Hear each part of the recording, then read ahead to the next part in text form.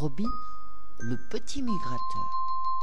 Après bien des aventures que vous lirez dans le début de ce conte, Robin arrive à Villefontaine. Au moment où notre ami arriva au-dessus de cette belle petite ville, celle-ci était surmontée d'un arc-en-ciel. La pluie avait fait son passage et s'était retirée pour faire place au soleil. Un arc-en-ciel était apparu. N'était-ce pas un beau présage pour notre petit rouge-gorge? L'arc-en-ciel, signe de paix sur la terre et pour ceux qui l'habitent. Robin ne le savait pas encore, mais bien des surprises l'attendaient. Cette petite ville s'appelait Villefontaine. Cette jolie bourgade dans une vallée verdoyante était peuplée d'habitants aussi divers qu'étonnants, et tous essayaient de vivre en harmonie les uns avec les autres. Mais cette ville avait une particularité. Sur sa place centrale, une fontaine, nuit et jour, faisait couler une eau exceptionnelle. Elle permettait à chacun de parler.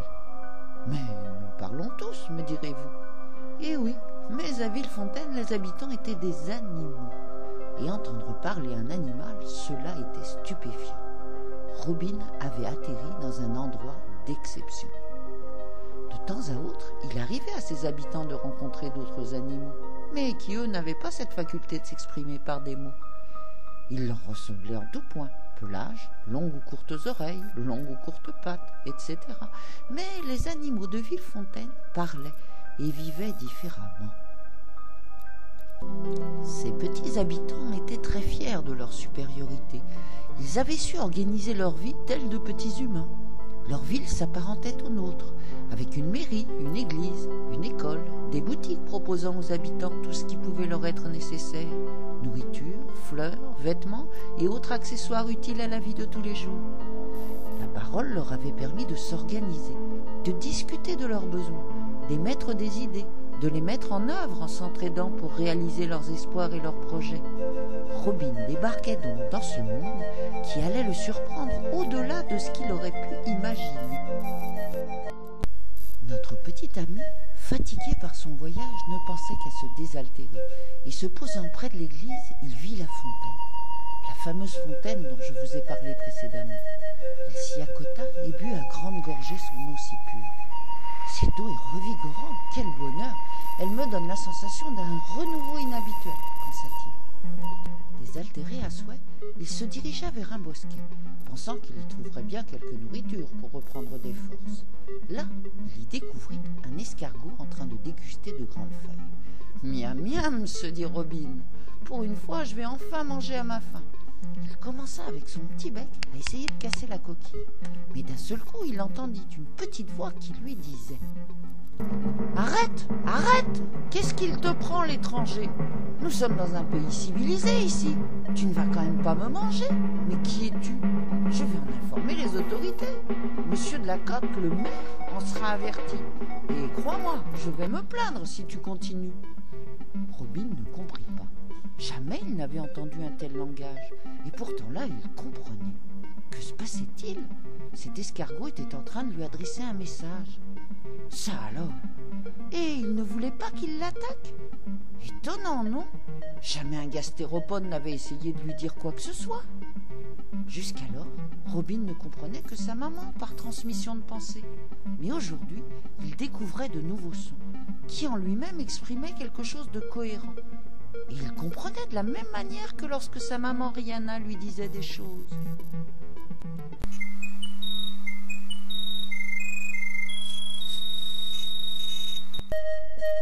Quoi? Répondit Robin, interloqué. C'est toi qui me parles? Il n'en revenait pas lui-même. Son petit bec était capable de prononcer autre chose que son chant habituel. Il venait de balbutier des mots qu'il interprétait. Que lui arrivait-il? Envahi d'un doute, il ne savait si cet escargot allait lui répondre. « D'accord, dit l'escargot, je constate que tu parles comme nous tous. Alors, pourquoi t'en prends-tu à moi en essayant de me manger? Va chercher ton repas plus loin, car ici, il n'est pas coutume de se manger les uns les autres. Tu devrais le savoir, toi qui formules des mots. » Robin, un peu pantois et qui continuait à comprendre ce que lui disait cet escargot, reprit dans des termes dont il était surpris lui-même. « Monsieur l'escargot, je suis désolé, mais je me suis toujours nourri des individus de votre espèce. Voyez-vous, je je viens d'ailleurs. Et je suis très surpris que vous me parliez et que je sois capable de saisir ce que vous me dites. J'ai traversé la mer et beaucoup de pays pour arriver chez vous. Et aujourd'hui, je ne sais plus où j'en suis. Je vous dis que j'ai traversé la mer et des pays. Mais voyez-vous ce que je vous exprime en ce moment? J'en suis étonnée moi-même. Je ne pouvais mettre de mots sur ce que j'avais vu. Et en ce moment, je colle des mots à des impressions. C'est extraordinaire. Jamais ces mots n'auraient voulu dire quoi que ce soit auparavant pour moi, lui répondit Robin. L'escargot, réalisant ce qu'il se passait, reprit. Je vois, tu as dû boire de notre eau, cette eau miraculeuse, qui nous donne le pouvoir de nous exprimer. Alors, comme tu l'as bu, écoute maintenant, Rouge-Gorge, dont je ne connais pas le nom. Sois le bienvenu et essaye de t'intégrer à notre communauté, celle de Villefontaine. C'est comme ceci que se nomme notre petite ville. Vois-tu ici, quelles que soient nos espèces, nous nous comprenons et nous avons tenté de nous organiser pour le bien de tous. Je m'appelle Philomène Cagotte et ici je vis en tranquillité. Tout est plénitude et sérénité à l'abri de tout danger. Alors, petit rouge-gorge, essaye toi aussi de faire partie de notre communauté hors du commun. Pourquoi pas? Mais ne nous cause aucun souci, sinon nous ne pourrons pas t'accepter. Comprends-tu? Bien sûr, dit Robin, et il poursuivit. Vous me demandez mon nom, mais je ne le connais pas. Et je suis tellement stupéfait de ce qui m'arrive et de découvrir un tel endroit que j'aimerais vous poser 1000 questions. On sait que je n'ai guère le temps de pouvoir m'occuper de toi, Rouge-Gorge, reprit-il. Cependant, je vais t'aider sur un point qui te sera très utile chez nous. Il te faut un nom. Car si tu n'en as pas, mes concitoyens ne te prendront pas très au sérieux. J'ai une idée. Fais-moi ton chant, et je te dirai qui tu es. Allez, chante, petit. Robin se mit à chanter. Son chant mélodieux et allongé, mais très aigu, incita Philomène à l'interrompre rapidement. Et il lui dit « C'est bon, j'y suis.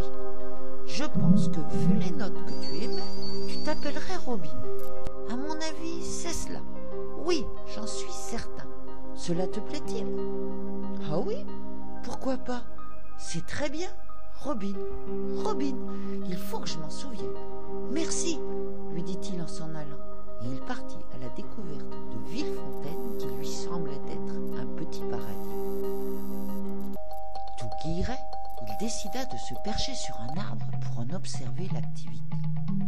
Deux chats passaient par là et se mirent à discuter. Robin comprenait tout ce qu'ils se disaient. L'un d'eux s'appelait Pilou, car son interlocuteur ne cessait de répéter son prénom. Ils prévoyaient de faire une partie de pêche, ensemble, sur le lac, et ils discutaient et ils discutaient. Robin, méfiant, se dit qu'il n'irait pas les voir, car il en avait observé des chats en train d'attaquer des moineaux, et mieux valait rester prudent. Mais quelque temps après, les yeux ébahis, il constata qu'un rossignol s'approchait de l'un d'eux, et se mit même à les saluer chaleureusement.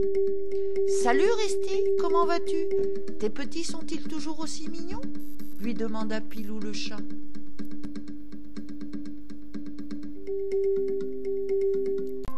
Robin n'en revenait pas. Le petit rossignol semblait très à son aise en compagnie de ses deux félins. « C'est le paradis ici, se dit-il. C'est vraiment vrai, incroyable. Voulez-vous connaître la suite de cette histoire? La petite cité de Villefontaine sera-t-elle réellement un paradis pour notre ami Robin? Et quelles nouvelles aventures l'attendent? La suite de ce conte vous attend sous format livre et votre maman ou vous-même la lirez. À bientôt vers de nouvelles aventures des animaux de Villefontaine.